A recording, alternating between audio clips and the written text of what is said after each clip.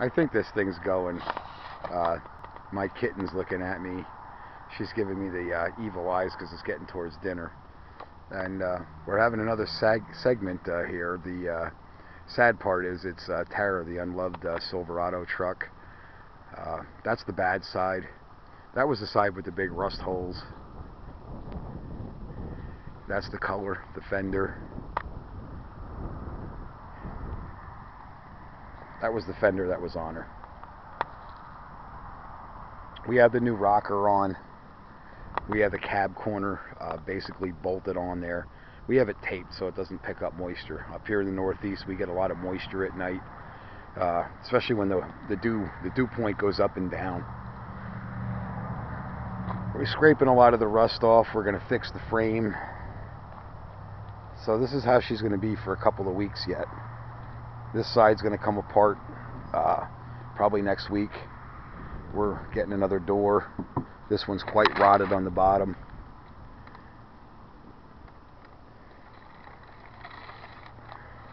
Not much to say in a video like this other than my ass has a lot of work to do and we have a lot of stuff here to fix and scrape down.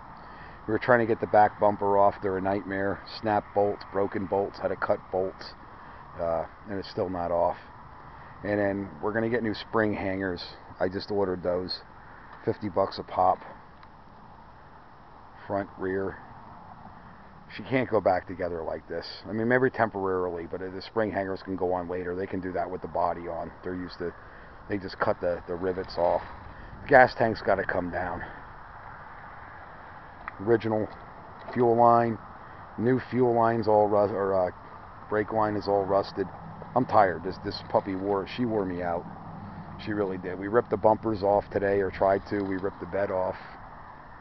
Here's the bed. It's upside down. We didn't mean to leave it like this. It's not going to stay like this because I have the panels coming for it and we're going to pound it out. I actually have to get it off the shed there, and I have to get these inner panels out so I can knock all the dents out of it and scrape all this and rust coat it. And a lot of people mistake this actually for rust. This was actually the original rust proofing. I don't know what they used. Must have been made by Crayola or some preschool company for whatever reasons or whatever. This is all new. I bought these gussets and stuff. They're all straight, and hopefully when we knock these panels out, we'll be able to straighten them out. And I did this with my big bear paws trying to get the bed off the truck. I got hands like I don't know what, like a vice grip. Maybe that's why my girlfriends tell me don't rub my back no more.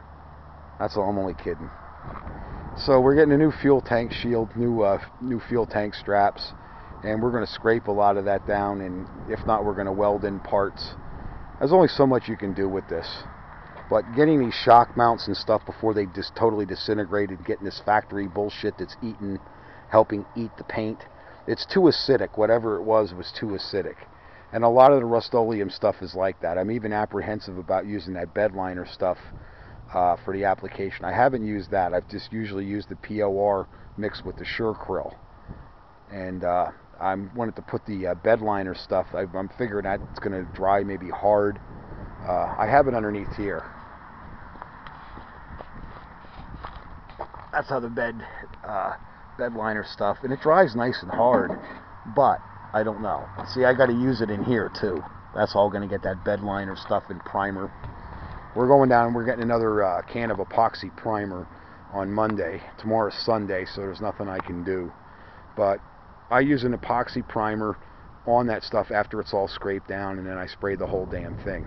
So we're going to go through a lot of epoxy primer, and a whole gallon of the Sure-Krill and POR is going to get shot through the gun. So it's going to be a pretty much a big fog in the neighborhood. I don't think we'll have too many bugs left after it kills them. But you can see all that. And then, hey, you guys, with the vibrations in the trucks, there's a weight. Something wiped the weight off the drive shaft. It's where the weight used to sit. Used to have a spot weld. I don't know. It was up here, actually. Here's where the spot weld was. I don't know what happened to the weight on there, but it's gone. It's no longer there. So now you get a good look. And inverted camera. Got to fix all that.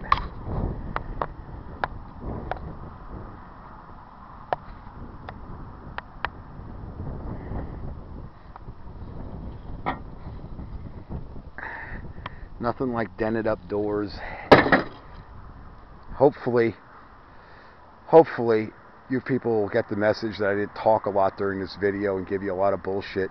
I used body glue. The new rocker's on there. I don't know if I showed that to you. That was one of the main things. The new rocker's on, body seam seal and everything. I have to body work all that tomorrow, and then we'll have another video. But this is what it goes when you rip stuff apart. It's just totally naked.